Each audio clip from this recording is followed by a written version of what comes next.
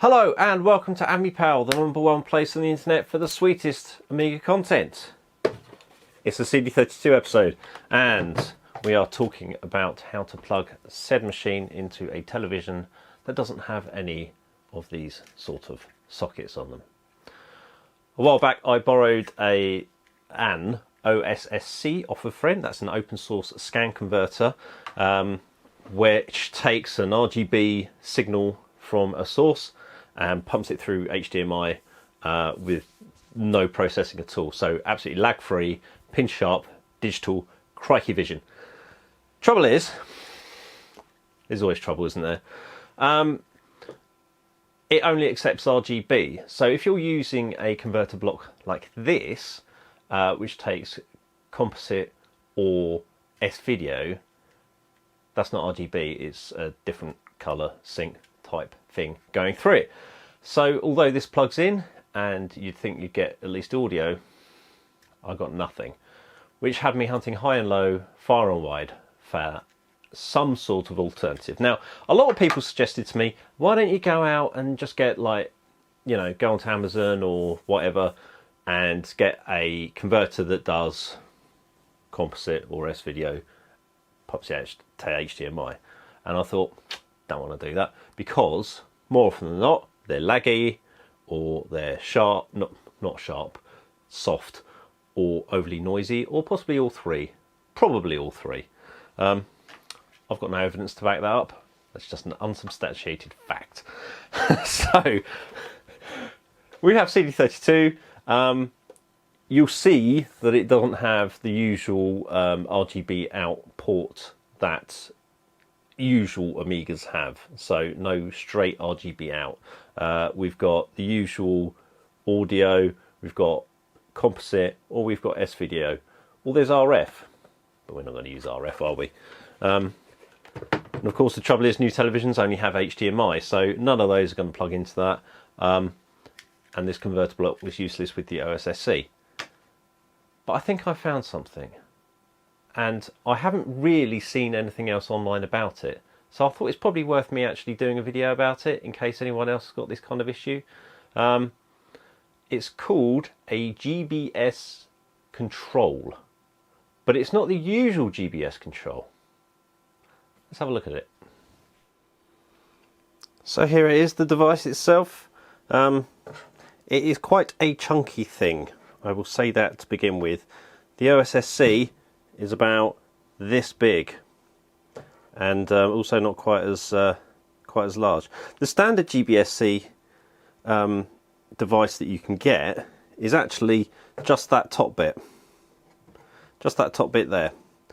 So you can actually get ones that are very thin, but in that case they will only support the SCART and the component, so no good for our uses. On the other side we've got power, there's some audio bits, some config bits with USB there, and that's HDMI out. I think that's some kind of Saturn port there, and as you can see, it's gone out of focus, of course, not wanting to focus on that. There is a fan in there to keep it cool. This control dial on here allows you to go into this like OLED menu to do some settings. I'll show them to you when it's plugged in later on. And then we've got some, that's the on-off switch. There's a micro SD card slot for updating firmware and what have you there. And these are other setting kind of switches. Now on this one, this is from AliExpress, and it's the only device that I have found that offers this. We've got VJ in.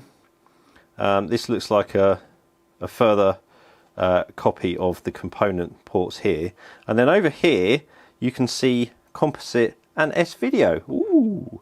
Then these dials here allow you to tweak basically some of the kind of like brightness and saturation from what I've seen.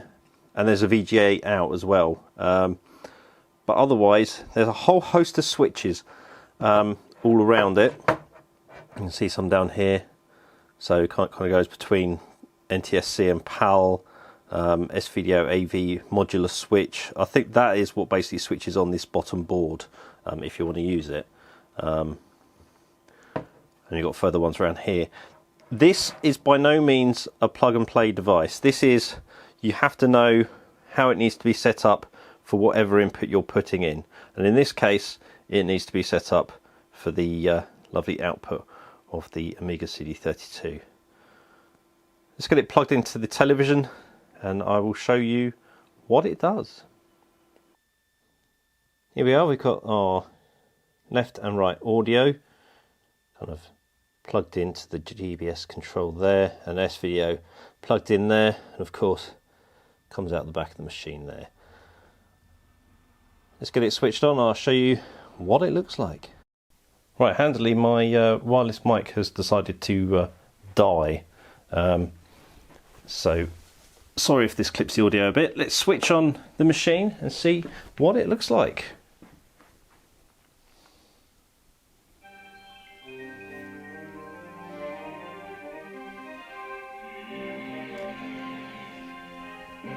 There it is.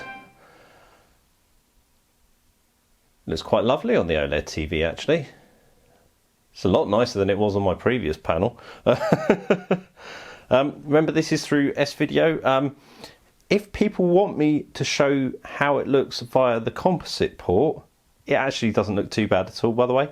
I will film a section for that, but to be honest, if you've got this, you've got an S-Video port on it, you're going to plug it in an S-Video, aren't you? Let's chuck in a game, just to show you what that looks like. We're going with Re-shoot 3. Well, Re-shoot Proxima 3, which is the latest game in the series by Richard Loewenstein. I've absolutely mangled that, haven't I? I do apologise to Richard. This was released towards the end of 2023, around Christmas time, but due to postage I didn't actually get it until kind of into January. But it was worth the wait.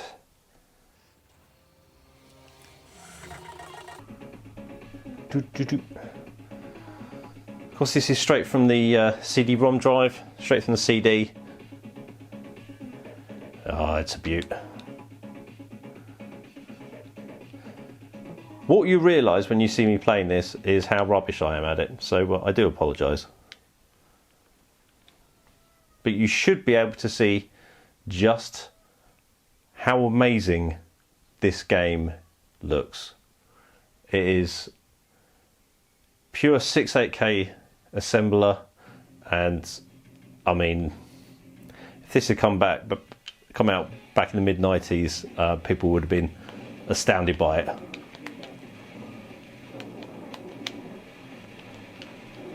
I usually tend to do better on this game actually. I've got it on my A1200 as well with a WHD load slave, so it loads really, really fast on that.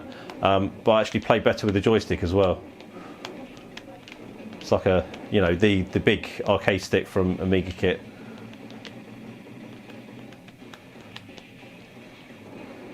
Missed that, didn't I?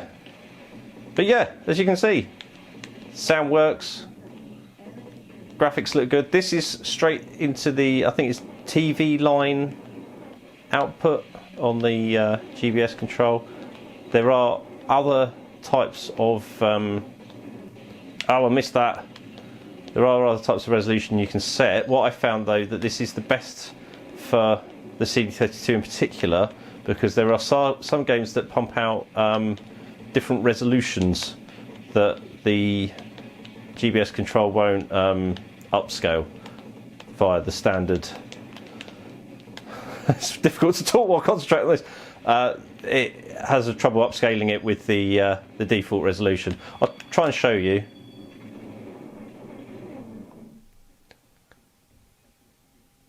Well, that's me, isn't it? As you can see, you get one life. Basically, as you get power-ups, that's basically your energy. So the more power-ups you get, the more energy you get. But then as you get hit, it removes your energy by removing your power-ups. And as soon as you've lost all your power-ups, you're dead. Let's pop in something else. Now this is Turbo Sprint AGA. This has been out for a couple of years now. I got the big box release of this, signed by the author, and it comes with this really cool, like Formula One car USB stick. I didn't realise it's a USB stick. I just thought it was a little metal car, but no. The interesting thing about this game, this game is what forced me to use the TV line input on the GBS-Control, because I don't know if you can see on the recording, but this is actually high-res laced,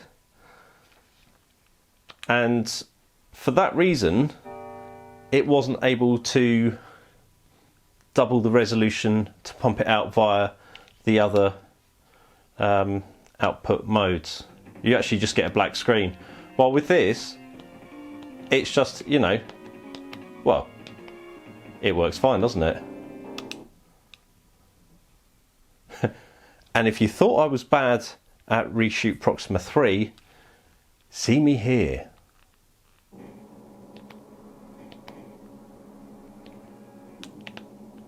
Yeah, I'm the blue car. Never have guessed, would you?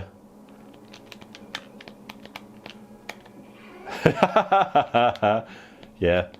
This game, I imagine, is awesome if you can get 4 players on the go, but I am absolutely terrible on it. I can imagine if I play with this with my son, he'd probably get equally frustrated with the controls. I mean, this is how it would have played in the arcade, so you know it's an excellent conversion. But I'm awful at it. I spent more time banging off the ARM code than I do actually racing the other cars, and the mere fact I'm sort of keeping it up is actually a minor miracle. I'll try and show you something else in one of the other resolutions.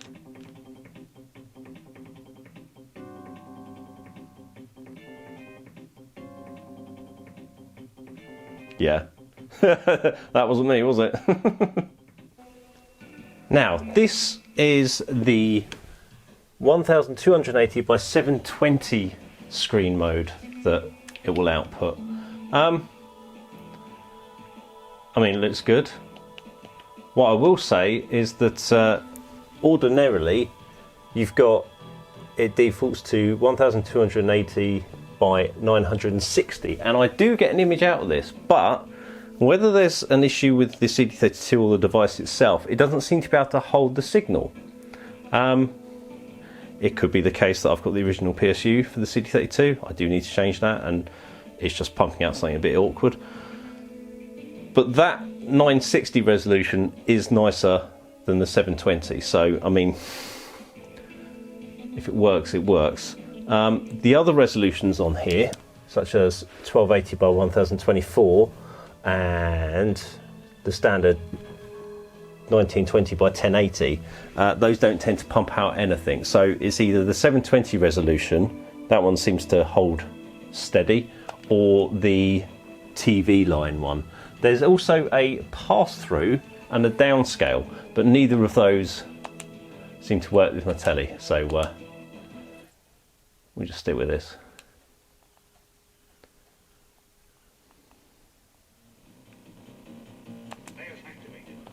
Here we go.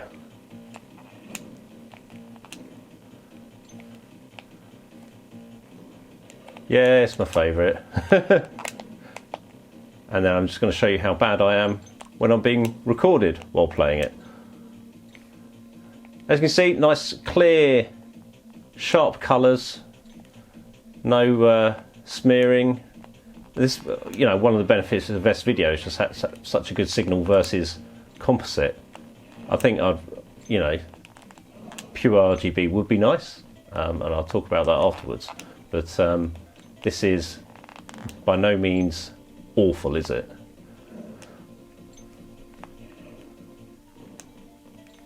So yeah, this works well. I won't show you the other consoles because this isn't a retro gaming channel. This is an Amiga channel. Let's go to the... I want to go to conclusion, but on the other hand, I also want to keep playing this. Let's go to the conclusion.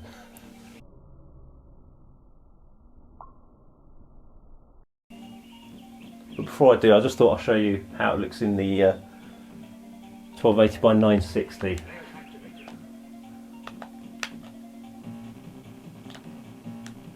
Fills the screen nicely, doesn't it? I do actually prefer this output to the 720. It does seem to be a bit nicer. So I don't know entirely why it wasn't really working in the menu. Who knows? You see the AliExpress manufacturer, Commodore in their infinite wisdom, or just age. But either way, something awry was occurring. What I'll do, if I go in here, special power. So, this is 1280 by 1024. I'll just switch on the display to 1280 by 720.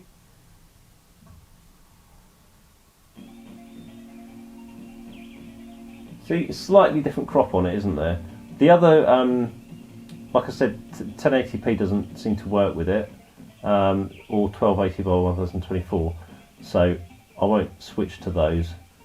And I'll go to TV line for this, which you saw for TurboTrax and Proxima 3. So you do get more of the screen by doing the 720. The only issue is it doesn't really seem to support those other Amiga specific resolutions. And you know, I did say earlier that this was being a bit finicky with as if to prove a point, it's just desynced for a bit with the CD32 there, so that's not any good, was it? So yeah, leave it in TV line and you'll end up with a lovely image, and you'll play through your games and there'll be no disturbances, and you'll get to the exit and you won't get destroyed, and the mercenary won't get all your gold. The end. So there we have it, the nice bit of reflection on that. The GBS-Control.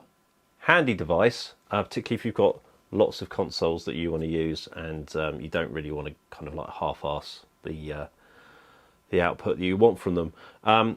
Obviously this is very handy for my PlayStation 2, for my GameCube, all my legacy consoles, and of course the CD32. The reason why I bought that in the first place. If I didn't have the CD32, I might end up with the OSSE. I might even end up with the GBS-Control that doesn't have this extra bit on there. Because either way, both devices provide fantastic output image. A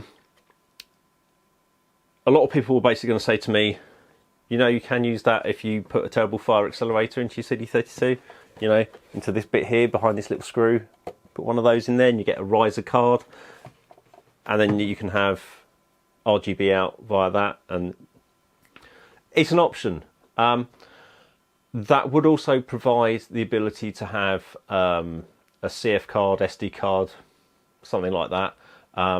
So then, you know, you can boot into Workbench, or you could boot into a game selector with WHD load games on there, and then it's the perfect kind of mini Amiga arcade solution that plugs straight into your television. I mean, I'm selling it to myself here, aren't I? But, and this is the thing that I can't quite get over, certain CD32 games aren't compatible with that solution. So, for instance, the Chaos Engine, one of my favourite games on the Amiga CD32, won't run properly with a Terrible Fire. Or at least that's what I've heard, that's what I've been told. There are other ones as well. I've got quite a large collection of CD32 discs, and I want the ability to run those properly. And would the riser still work? Would I be able to have VGA out without the accelerator card? I don't know. If anybody knows the answer to that, please do leave it in the comments, because maybe that is the ultimate solution. And I could go down that route. But from what I understand now, on this day in March 2024, I'm going to keep it as is for now. I've got WHD load boxes with my Amiga 1200s that I'm happy with. But we'll see. We'll see in the near future. I hope you've enjoyed this episode anyway. And like I say, put any comments in about that you might have about the GBS-C or the CD32, or about the Amiga in general. And thanks for watching. Cheers!